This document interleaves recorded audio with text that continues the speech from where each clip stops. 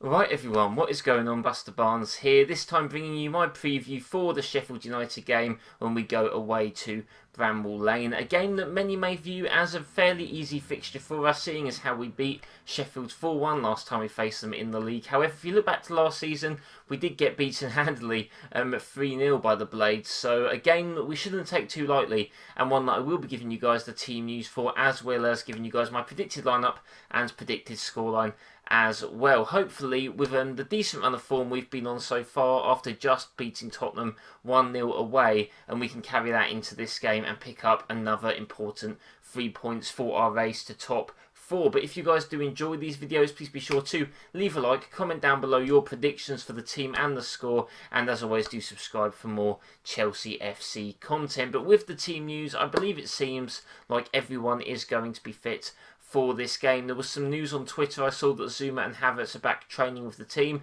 Not too sure if either of them will start the game, but that is some good news for us. As for Sheffield United, Ethan Ampadu, who's on loan from Chelsea, he's actually been doing quite well lately for them, is going to miss this game, obviously being on loan from us, so that should hopefully hinder them a little bit going into this game. But a few things we probably need to watch out for, especially because they have been on a little bit of a better run of form recently, obviously beating Manchester United. They won their last game as well, I believe against West Brom.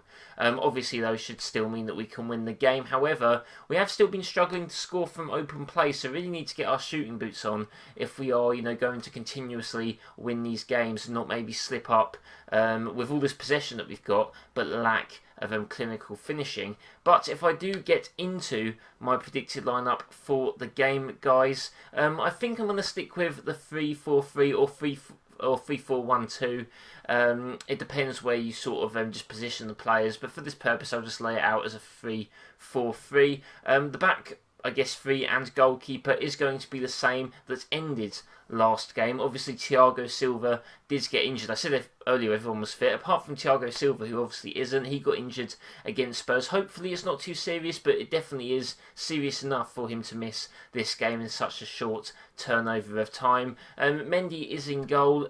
Did a decent save against Spurs. Other than that, didn't have too much to do. His distribution is actually pretty good, and I think for his percentage of long passes, he's actually the top of all the goalkeepers in the league, which is nice. And save percentage is pretty much the average sort of goalkeeper, so that is nice to see. It's all we wanted after the disaster that has been kept for the last year or so. And back three then will obviously be Rudiger, Christensen and Azpilicueta. Christensen coming in for Thiago Silva. Now, obviously, as you guys know, my preferred centre-back really in general, bar maybe Thiago Silva, is Kurt Zuma. Obviously, just reported that he's come back into training today, so he might not be ready. Also, with the back three, you maybe want someone like Christensen a bit more centrally. Maybe he's a bit more similar to Thiago Silva's sort of style. I mean, I'm not too sure. He doesn't really have much leadership. And maybe against the Sheffield side, which is quite physical, which usually relies on maybe the aerial ability and strength of some of its, more forwards players. Maybe Zuma could be used well in this back three, but I just think it might come too soon to him. It's a shame really, because Zuma was, or is still, one of my favourite players, but obviously hasn't really got much of a chance yet, but there's still time for him to turn that around. Rudiger and Azpilicueta I don't see being dropped. Aspi especially will be needed, with maybe a bit of a less lack of leadership with Thiago Silva out, so him, Christensen and Rudiger can hopefully do enough to pick up the wing. The wing-backs were a bit of a struggle. I was debating on who to go for, who not to go for, and to be honest guys, I think we could see anything. We might even see a new formation. It's really hard still at the moment to predict these teams from Thomas Tuchel. We might want to spice things up, especially with Sheffield United, who are a little bit of, I guess, a weaker team than Spurs. But I've gone with the wing-backs of Marcus Alonso and Reece James. Now, I was thinking whether to put in Chilwell, and I was thinking whether Hudson-Odoi goes back into wing-back. The reason that I've done this is basically because Sheffield's most attacking player, their biggest threat probably in this game, is going to be Jayden Bogle, the man that they signed from Derby earlier this season. Scored a couple of goals recently, has created, I believe, the most chances for them in their last few games, and I think he's someone that we're going to have to watch out for. Now, I was going to play Chilwell because, from my memory, Bogle played right back for Derby, and I thought, Alonso's positional play isn't great, he's not very fast, so maybe you need Chilwell to try and counteract the threat of Bogle. However, looking back, it actually looks like Bogle's been playing left wing back, which is why I've got Reece James. Now, Reece James obviously a bit more defensively inclined than Hudson-Odoi. Hudson-Odoi does his job, but maybe it's just a bit more of a safer option. I could definitely still see Callum starting at right wing back, which would maybe be a bit more exciting, but you know, Reece James needs minutes. He's a quality player. I thought he was really good against Spurs. I think if you were going to pick a man of the match who wasn't from the midfield, he definitely would have got it, because I do think that he definitely picked up his game defensively and going forward as well. So him starting can maybe keep that Bogle threat under wraps. Plus, he's great going forward himself. So there's always that as well. I've got Alonso then because, well, Reece James, he likes to cross the ball. Alonso is someone who we know likes to get into the box. He's tall. He can maybe compete with maybe a bit more of the physical aspect of Sheffield United, so maybe he'll be more suited to this game. Like how Tuchel picked him against Burnley, I don't think Sheffield are as much of a set-piece threat, but they are still a very physical, bigger side. So I think Alonso could be used well, and I think with Baldock, or I think it is on right wing-back, obviously they could switch it up tactically and put Bogle back on the right if they think Alonso's going to play. So it really depends with the wing-backs, depending on where Bogle's playing for me. Yeah, but like I said, we do sometimes transition into a 4 at the back when attacking, so maybe Reece James doesn't need to start, Aspie can be right back and he can cover for Bogle as well. So it's really just a shot in the dark, this game, guys, but off what I've seen, this is what I'm basing it on. Now, the two centre mids I've gone for, again, Kovacic and Jorginho, two of our best performers against Spurs, performed very well against Burnley as well, and Tuchel's definitely got it into them, at least for these early few games, that they need to pass more forward, they need to create more chances, and that's what they've been doing. Now, I am going to still leave it, I'm not saying they're changed, they're back, I'm not going to gas this up too much. We know how inconsistent they've been, how they were under Frank last year compared to how they were this year. So I think we definitely need to give it quite a fair bit of weeks to see if these two are going to consistently play like this. Obviously, there's a short turnover from the Spurs game. However, our next Premier League game, which I believe is against Newcastle, isn't until the Monday. So there is a big gap there. And obviously, there's Barnsley in the middle. But we're just going to fully rotate the squad, you would assume. So I think maybe this game won't come too soon. Kante, I think he needs to be eased a bit more back into the team just for a bit more sharpness. Maybe he'll play the Barnsley game. And I think that with these two controlling the play, that could hopefully do quite well for us. I'd still love to see Mount in one of the centre mid roles, maybe creating from deep, as we did see that maybe Kovacic's creativity isn't the best. He's getting better, but there was a chance where he drove up the pitch and didn't find Pulisic on the right against Spurs. Jorginho as well can be creative, cannot be. So I'd like to see Mount maybe in there at some point, but I think these two have been so good they definitely deserve to start this game. Going into the front three, I've got Mason Mount on the right. He obviously could be more central if we go for a 3-4-1-2. Which definitely could be a thing that we do.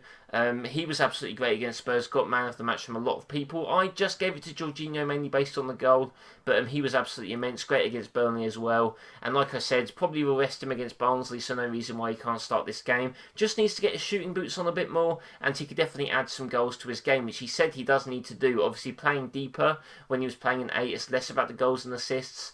Obviously, he still needs to contribute, but it's less about that. Whereas now, he needs to be adding that a bit more to his game, I suppose, which could be quite good under Tuchel. I'm not sure if I see him as a long-term forwards player, though, but I guess we will see. Other winger I've gone for Callum Hudson-Odoi. I still think he played very well against Spurs, considering they obviously were sitting back and they are a stronger team than Burnley and Sheffield. So I think he should deserve a start here. He obviously came off earlier against Spurs around the 60th minute, so maybe he got a bit of a rest for this Sheffield United game. Obviously, though, we have Ziyech, we have Pulisic. Ziyech, I guess, coming back. Obviously, he's been rested a bit, and these are two quality players. So maybe one of them will start on the wing. Like I said, maybe Hudson-Odoi will be wing back, and maybe we'll see a Pulisic or Ziyech start. Ziyech obviously hasn't featured. Pulisic has looked impressive, but maybe just lacking that little bit of end product from him, which I'm sure he'll get back eventually. So yeah, again, like I said, guys, stab in the dark here, but this is the 11 I'm going with. Lastly, Tammy Abraham is going to be up front. Only got 45 minutes against Burnley, and I think he deserves another chance to impress against Sheffield United. He is still our top scorer in the league, which is pretty crazy, with 6 goals. And I think against Sheffield, maybe he can pick up a bit more form.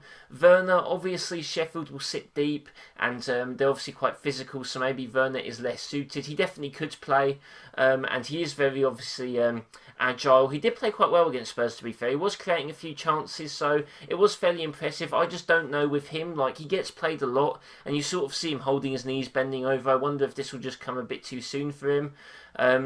And yeah, with Giroud, maybe it's just bias. I give Abraham the chance over him. Abraham's just obviously younger, could use the minutes more, and there's obviously a lot more of a long-term option than Giroud. Giroud didn't impress against Wolves, and I think Tammy deserves another chance coming off so early against Burnley, so hopefully he gets it. Obviously, though, whatever the team is, I'll back it. Tuchel seems to know what he's doing, at least so far, so even if he goes for a different formation, different personnel, we shall see. Obviously, I'd love to see players like Chilwell, Zuma, and other players start, but obviously really in this point of the season it's all just about the wins and getting the 3 points to rise up the table. Not too far off 4th place, I believe.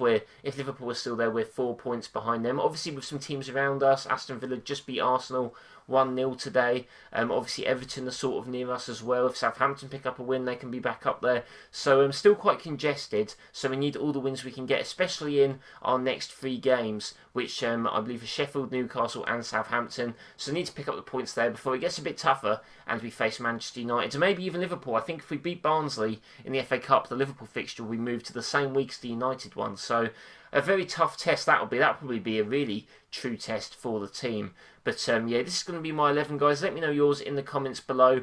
Not saying it's my happiest 11 that, I definitely would want to see if I was in charge, but I think it's definitely maybe one that deserves on merit to start and can hopefully still get the job done. Obviously, I notice this a lot against Spurs. Our bench is insane, so you'd like to think that players can come on and change the game up if things aren't going our way. But with that said, let me get into the scoreline. A tough one to predict. Obviously, we haven't conceded the goal yet. You've got to think that's going to end soon, surely, but if that's going to be this game, I'm not too sure. We've also been struggling to put the ball in the back of the net in open play. I mean, all our goals under Tuchel so far, a Jorginho penalty and 2 defenders scoring, hence why I'd like to see Zuma starting a bit more. I think his set-piece threat could be quite crucial for the team in this period, but I think I will go for us to get our sort of first goal or so from open play from our forwards. I think if I was going to go with a score away at Bramall Lane, I think I'm going to go with a 3-0 win. Maybe a bit of a punt. Maybe Sheffield will score. I'm not too sure. But I will go and back the team for the 3-0. I'm going to go with the goals coming from Alonso. I think I'll go with a goal from him. I think I'll go with one from Tammy Abraham. And I think I'll go with a brace from Tammy Abraham. There we go. He might not even start, but if not, he'll come on and get a brace. Come on, guys. Why not? Be bold with the predictions. Alonso and Abraham getting the goals for hopefully another 3 points for us in the league, so we can try and rise up those ranks. It's going to be very tough for the teams that are up there. Liverpool, you've got to think will come good, surely, but maybe someone like Leicester can slip down. I'm not too sure, but all we've got to do is take this game by game, guys, and hopefully we can pick up the victory. But if you guys agree or disagree, let me know down in the comments below. My review for this game will be up after it does take place, so do stay tuned for that, and be sure to leave a like on this video. As always, subscribe for more Chelsea FC content. I hope you all have a nice day, a nice weekend, and I'll see you next time.